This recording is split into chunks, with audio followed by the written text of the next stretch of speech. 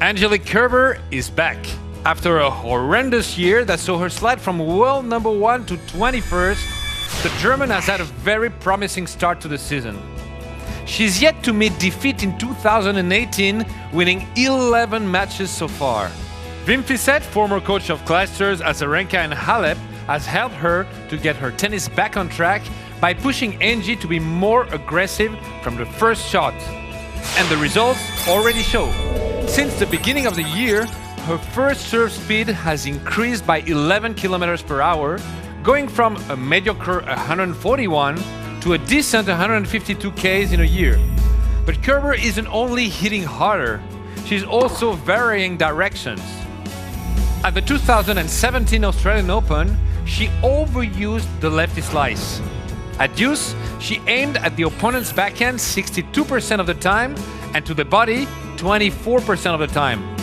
But she was even more predictable at the ad-court, hitting 84% out wide and down the tee only 3 times in 4 matches.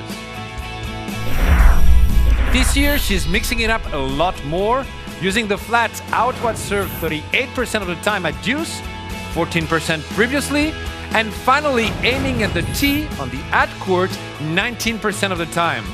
Unreturned serve increased by 11%. It also enabled her to be more aggressive behind her first serve.